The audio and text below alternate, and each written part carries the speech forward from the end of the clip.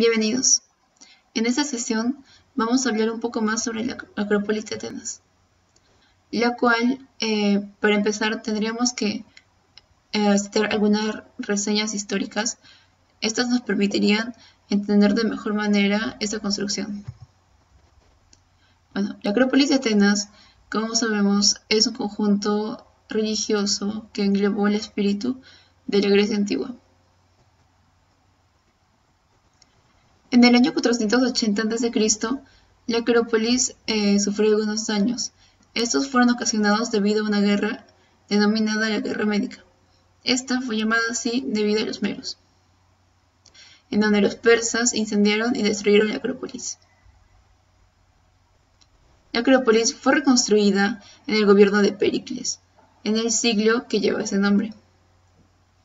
Fidias fue el escultor llamado por Péricles para reconstruir la Acrópolis.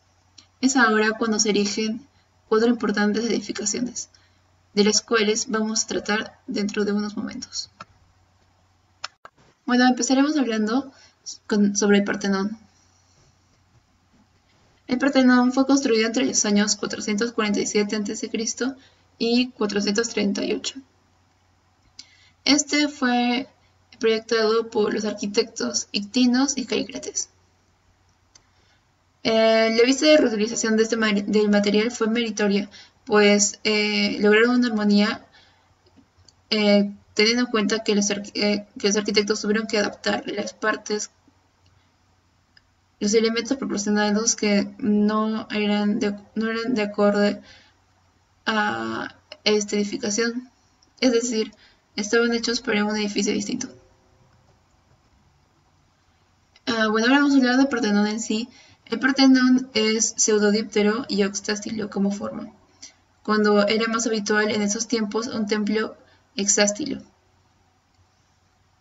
Hablando un poco de la circulación, vamos a tratar sobre el tema de la naos, que es la que está orientada al este. Bueno, aquí se encontraba la estatua crisoelefantina de Atenea Partenos. Esta también fue esculpida por Fidias. Mientras que al oeste se encontraba la Cámara del Tesoro. Esta cámara alojaba un tesoro de ofrendas a Atenea, es por eso que se denomina este nombre.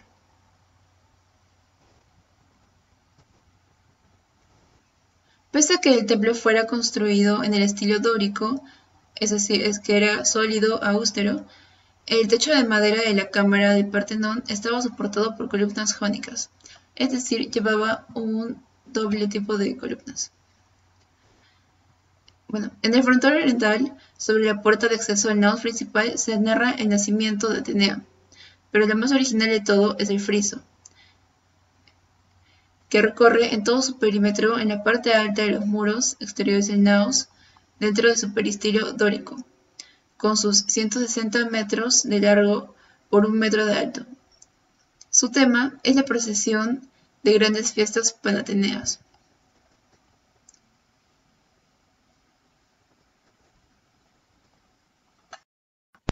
Bueno, continuando con el Partenón, con el fin de ampliar el templo con respecto a que ahí se iba construyendo después del incendio que hubo de parte de los persas, el arquitecto tomó la decisión de aumentar el número de columnas, es decir, aumentó las columnas que anteriormente fueron 6, las iba a aumentar hacia 8. Esto lo hizo siguiendo el mismo sistema de proporcionalidad que se había expresado en primera instancia. Las fachadas laterales debían ser de 17 columnas entonces. Utiliza la misma regla de proporcionalidad que se emplea para establecer la relación entre la altura del orden, incluido el entablamento, y el ancho de los extremos, es decir, entre el diámetro de las columnas y también como entre la separación de los ejes de las mismas. Sin embargo, todavía resulta notable las sutiles desviaciones ópticas existentes en toda la edificación. A estas fueron las que Vitruvio llamó alexemata, o modulaciones. Según Vitruvio, la forma de un estribato se construye totalmente plana. El ojo la vería como si fuera una depresión en el centro, y las columnas de los extremos deben ser más gruesas que las del centro, ya que de no ser así, por tener el paisaje como fondo, parecerían más esbeltas de lo que son. Este es un tipo de corrección óptica que hace el arquitecto para hacer parecer que esta edificación es perfecta, tiene las proporciones adecuadas. Esto lo hace también siguiendo un principio que ya se llama, el que fue utilizado en toda la arquitectura de Grecia, que se llama la sección áurea. Bueno, también se dice que el Partenón da la impresión de ser basado en líneas absolutamente rectas. Bueno, esto ya sabemos que se hizo gracias a la corrección visual que creó el arquitecto. También seguía una serie de horizontales perfectamente llanas y bueno, verticales perfectamente inhiestas. Sin embargo, no solo la base y el entablamento son curvos, sino que en realidad no hay una sola línea recta en todo el edificio. Las columnas presentan lo que Vitruvio llamó éntasis, esto es, una inclinación o una curva imperceptible. Las columnas más gruesas de las esquinas se inclinan hacia las diagonales.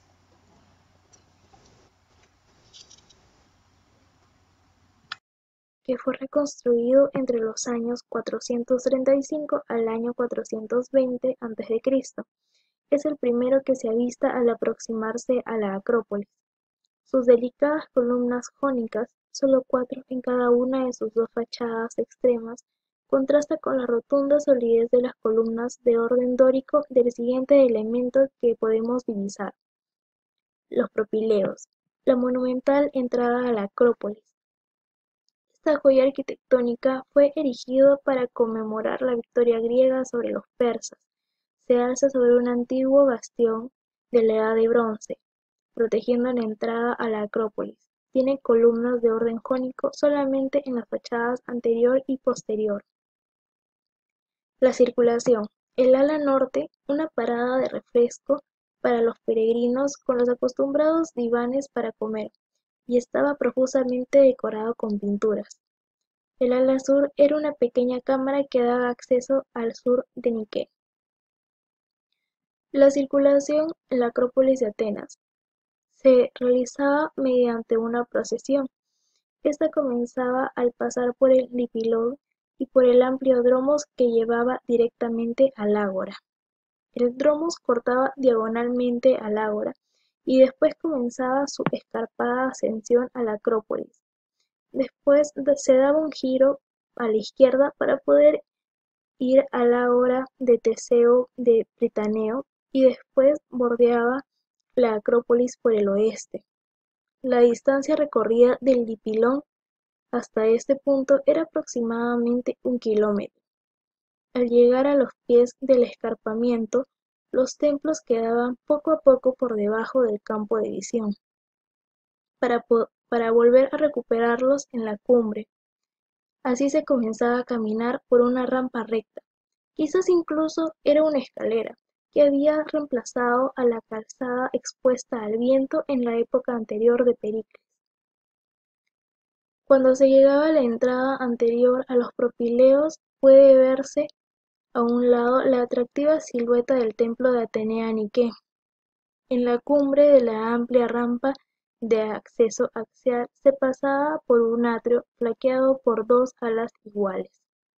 La apertura central de la edificación llevaba al pasillo central, mientras que dos puertas de ambos lados daban acceso a las amplias naves, que de ahí se podía pasar un espacio interior fresco y sombrío. Había luz al final del pasillo y luz al principio de él. Al final del pasillo había un porche con una fachada columnada, haciendo pareja con la de la entrada, terminando en un espacio espacial, diferente al que habían dejado atrás entre el pabellón de acceso monumental. Después de la reconstrucción del Partenón, y el Erección quedarían visualmente separados, pero se accedía a ambos templos de forma no acción, ajustándose así a la verdadera posición y escala. Probablemente el Partenón fuera el primero en ser divisado, y cabe destacar que el templo de Atenea Nike no formaba parte del recorrido de la procesión debido a que fue construido en conmemoración a la victoria de la Segunda Guerra Médica.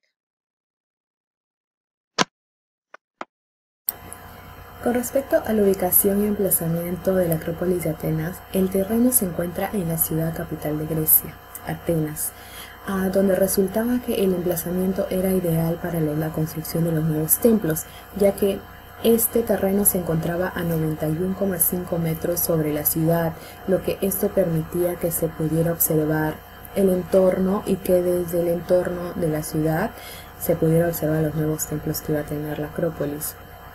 Asimismo, la Acrópolis era el centro de las fiestas panateneas, donde los atenienses celebraban a los finales de veranos en honor a la diosa protectora de la ciudad, que era Atenea, y tenían su culminación en los festejos especiales que celebraban cada 4 años. Con respecto al sistema constructivo, los griegos acostumbraban a construir sus templos con piedras del país. En Olimpia había una piedra calcárea conchífera, un material muy tosco pero heterogéneo, que obligó a revestir el templo de un estuco polvido de mármol blanco, animado con una vigorosa policromía. Para evitar el uso del mortero, los constructores emplearon un sistema de albañilería en seco, como se puede observar en la imagen llamada anatirosis. Para llevar a cabo esta técnica se cortaban los bloques de mármol y estos se cuadraban en sus superficies y se asentaban perfectamente planas. En lo que se respecta a las juntas verticales, se recortaban las superficies interiores de manera que los bloques adyacentes solamente se tocaban a lo largo de una junta perfectamente delineada y sellada. Cabe destacar en la construcción que se observa que en la región de la ciudad de Atenas era propensa a los terremotos, lo cual era necesario unir los bloques entre sí por medio de grapas de hierro selladas con plomo derretido para evitar su oxidación. Así era la construcción en aquel tiempo, era un modelo griego clásico con el cual se construyeron todas las edificaciones de la Acrópolis.